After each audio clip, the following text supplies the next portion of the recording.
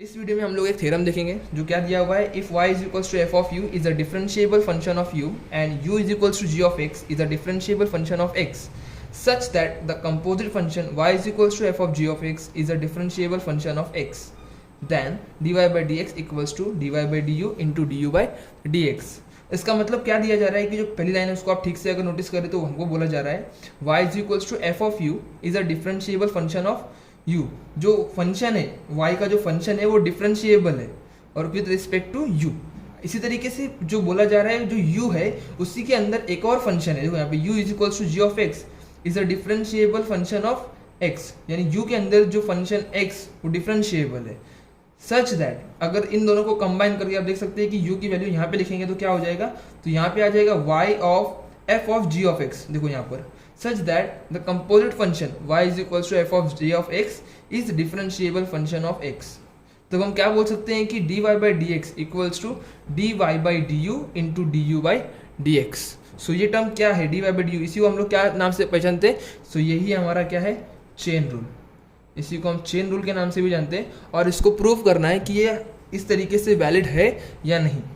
ठीक है, जो हमको दिया गया हमारा जो हम किस तरह इसको स्टार्ट करेंगे उसका फॉर्मेट देखो, और इसके लिए एक थोड़ा सा बेसिक को ध्यान में रखना है।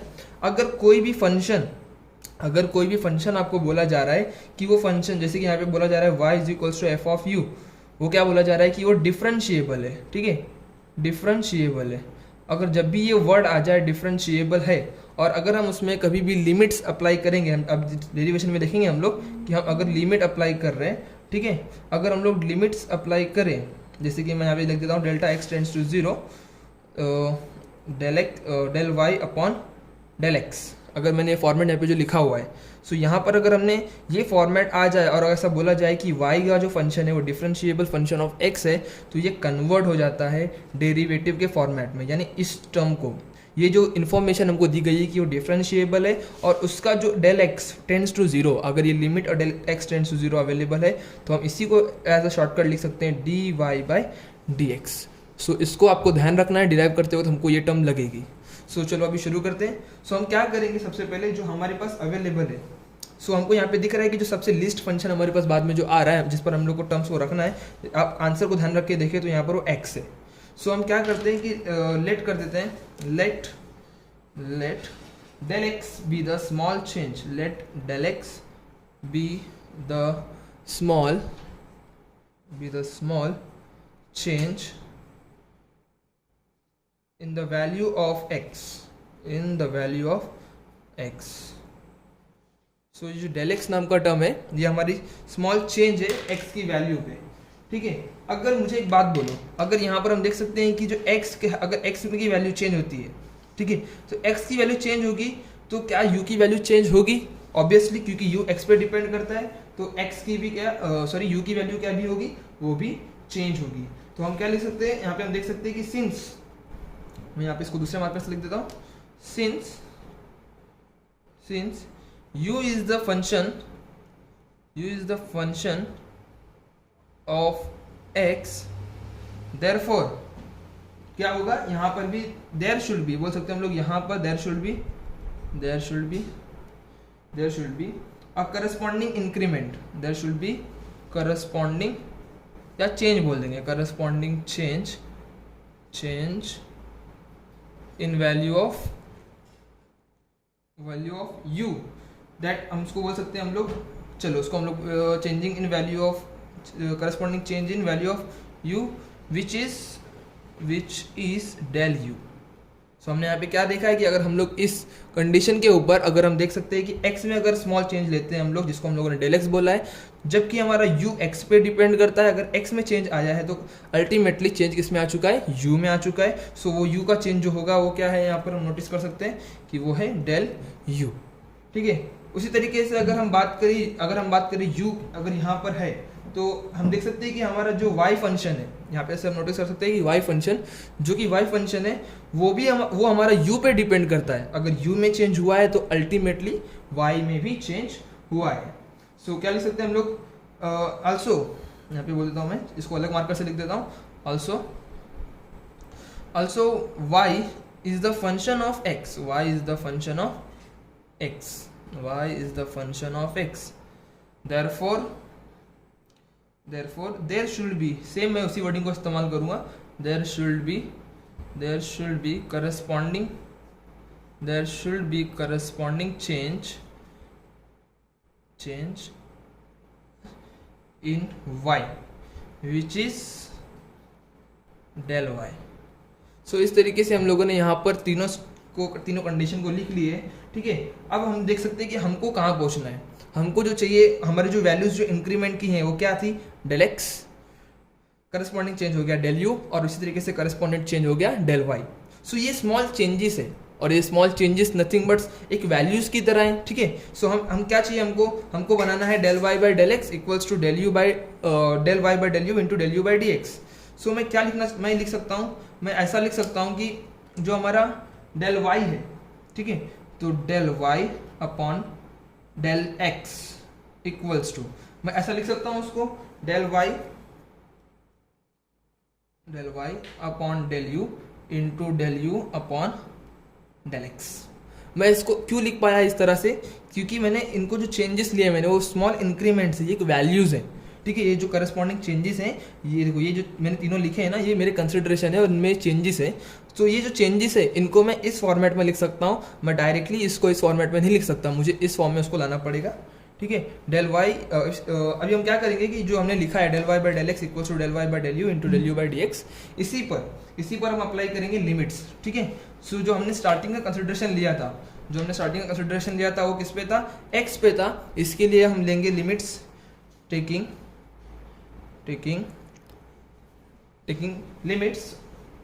Limit del x tends to 0 on both side.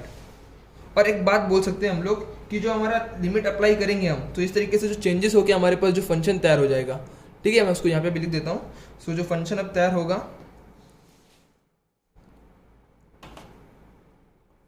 सो जो अब फंक्शन हम लोग देख सकते हैं यहाँ पर कि इधर लिमिट्स आ जाएंगी, limits del x tends to 0, del y by del x equals to limits del x tends to 0, del y by del u into limit del x tends to 0, del u by del x। सो ये जो terms है, ठीक है, in terms पे अभी हम लोग क्या करेंगे कि इसको हम लोग, जो मैंने आपको स्टार्टिंग में कंडीशन बताई थी ये वाली, इस कंडीशन के अकॉर्डिंग यहाँ पे चेंजेस लेंगे। लेकिन प्रॉब्लम क्या है कि आप देख सकते हैं कि यहाँ पर इस वाले पार्ट में और इस वाले पार्ट में थोड़ा सा फर्क है। सो मैं आपको ये समझाता हूँ किस तरीके से आएगा। सो यहाँ पर जो देख सकते हैं कि del y by del u है, ठीक है, limits del x tends to 0, del y by del u। और आप नोटिस करो कि यहाँ पर जो del u है, यहाँ पर तो del x है, ठीक है। तो ये हमको चलेगा नहीं, हमको इसको कन्वर्ट करना पड़ेगा del x को, हम लोग को एक्चुअली यहाँ पे del u चाहिए, ठीक है। इसके लिए हम लोग क्या करेंगे, हम लोग यहाँ पे देख सकते हैं कि एज del x क्या कर रहा है, टेंड्स टू 0 हो रहा है। अगर del x टेंड्स टू 0 है तो हम क्या देख सकते हैं, del u भी टेंड्स करेगा 0 की तरफ, साथ ही साथ del y भी टेंड करेगा 0 की तरफ, ठीक है। क्यों, चलो हम उसके बारे में बात नहीं करेंगे, लेकिन हम इसका लिख सकते हैं कि del x टेंड्स टू 0 और del u equal tends to 0। क्यों, क्योंकि जो हमारा u है, u is a function of x। उसी तरीके से अगर चाहे तो हम लिख सकते हैं y is a function of u, और करस्पॉन्डिंग ये इन्फॉर्मेशन लिख सकते हैं, ठीक है। सो अब यहाँ पे हम देख सकते हैं कि जो चेंजेस आ गए, अब इस हिसाब से हम लोग यहाँ पर क्या करेंगे कि इनको थोड़ा सा सॉल्व करके लेंगे अभी, ठीक है। जो पहले लेफ्ट हमारा जो मेन इक्वेशन है, इसको मैं मार्क कर देता हूँ। सो ये हमारा इक्वेशन नंबर 1 मार्क हो जाएगा इस तरीके से। यहाँ पर जो हम लोग पहले काम करते हैं उस पर चेंजेस लिख देते हैं, फिर उसको ही 1 लिखेंगे हम लोग। मैं उसको यहाँ लिख देता हूँ, ठीक है। सो यहाँ पर आप देख सकते हैं कि लिमिट del, यहाँ पे देखो मैं del x की जगह पे, यहाँ पे देखो del x लिख रहा हूँ मैं, del x की जगह पे del x टेंड्स टू 0 वही आ गया, del y by del x equals to limit, यहाँ पे देखो del x टेंड्स टू 0 की जगह मैं क्या लिखूंगा, del u tends to 0, del y by del u into limit del x tends to 0, del u by del x। So इस तरीके से यहाँ पे मैंने इसको सिर्फ चेंज किया है मैंने, ठीक है। इस पार्ट को मैंने चेंज कर दिया है अकॉर्डिंग टू दिस इन्फॉर्मेशन। सो अब ये जो हमारे पास अवेलेबल है, अब जो हमारे पास ये अवेलेबल है उसके हिसाब से हम क्या लिख सकते हैं देखो। तो मैं इसको पहले इक्वेशन 1 मार्क करता हूँ, ठीक है। और मैं ये जो मैंने आपको यहाँ पे बताया था इस पार्ट को, उसके अकॉर्डिंग हम क्या देख सकते हैं कि जो हमारा limit del u tends to 0 है, del y by del u. So हम लोगों ने ये देखा था कि y जो यहाँ पे इन्फॉर्मेशन हमारे क्वेश्चन में दी गई है, सो वो क्या बोला गया है कि y is the differentiable function of, यहाँ पे देखो y is the differentiable function of u। ये कंडीशन हमारे पास अवेलेबल है और ये लिमिट्स का फॉर्म बन चुका है, that is limits delta u tends to 0 del y by del u. So इसी वजह से हम इसको लिख सकते हैं d y by d u which exist and it is finite, ठीक है, एंड इज फाइनाइट। देखो ये कंडीशन हमारी होगी तो ही हम ये इन्फॉर्मेशन लिख सकते हैं कि that y is the differentiable function of u। उसी तरीके से अगर हम देखें ये वाले पार्ट को देखें, that is limit del x tends to 0 del u by del x. So यहाँ पर भी आप देख सकते हैं कि u is the differentiable function of x। So यहाँ पर del u by del x, इसी को हम क्या लिख सकते हैं d u by d x which to exist and it is finite, ठीक है। इस तरीके से हम लोगों ने यहाँ पे लिख दिया। और आप नोटिस करेंगे कि इसमें अगर इसको हम पुट करते हैं, ठीक है, putting this values in equation 1, therefore equation 1 becomes, so इसको हम क्या लिख सकते हैं कि इक्वेशन 1 जो होगा सो वो होगा limit del x tends to 0 equals to del Y upon del x equals to, so इसकी वैल्यू मैं यहाँ से लिख सकता हूँ, क्या लिख सकता हूँ मैं d y by d u, ठीक है, इनटू, और इसी तरीके से limit del x tends to 0 del u by del x, इससे मैं इसकी वैल्यू लिख सकता हूँ, क्या लिख सकता हूँ मैं यहाँ पर D u by d x. और आप देख सकते हैं कि जो इस इक्वेशन में, इक्वेशन नंबर इसको मैं 2 चौथा नाम दे सकता हूँ, ठीक है। सो इस इक्वेशन नंबर 2 में कि हमारा ये जो RHS का पार्ट है वो डिफरेंशिएबल फॉर्मेट में एग्जिस्ट करता है और फाइनाइट भी है, ठीक है, ये फाइनाइट है। सो इस वजह से हमारा जो LHS का पार्ट है वो भी क्या होगा, एग्जिस्ट करता है और वो भी क्या होना चाहिए, फाइनाइट होना चाहिए, ठीक है। तो इसलिए हम क्या लिख सकते हैं यहाँ पे, हम लोग उस कंडीशन से लिख सकते हैं देयरफॉर हम लोग बोल सकते हैं यहाँ पे our RHS, therefore RHS exist and is finite, therefore LHS exists and it is also finite। so उस कंडीशन के अकॉर्डिंग हम क्या लिख देंगे कि limit del x tends to 0 del y by del x equals to d y by d x, ठीक है। सो हम इसको भी उठा के सब्स्टिट्यूट कर देते हैं इस इक्वेशन नंबर 2 में, ठीक है। तो क्या हो जाएगा, therefore substituting in equation 2, therefore substituting it in equation 2। सो हमारा जो इक्वेशन 2 चेंज हो जाएगा और वो बन जाएगा d y by d x equals to d y by d u into d u by d x. In short यहाँ पर चेन रूल वेरीफाई होता है। चेन रूल क्या है, इसको अपने न्यूमेरिकल में काफ़ी बार देखते हुए आए। जो हमारा y जो हमारा x होता है उसकी जगह पे कोई और टर्म हो y का, तो हम क्या करते हैं, पहले जो टर्म है उसको x मान के लेते हैं और उसके बाद उसका एक सिंपल फॉर्मूला अप्लाई करते हैं और बाद में उस x टर्म का फिर से डेरिवेटिव लेते हैं। सो वो फिर से लिया हुआ जाना डेरिवेटिव यहाँ पर है और जो x मान के हम डेरिवेटिव लेते हैं तो वो टर्म यहाँ पर है और वो दोनों कैसी होती हैं, मल्टीप्लाइड। यानी यही चीज़ हमारी क्या है, चेन रूल।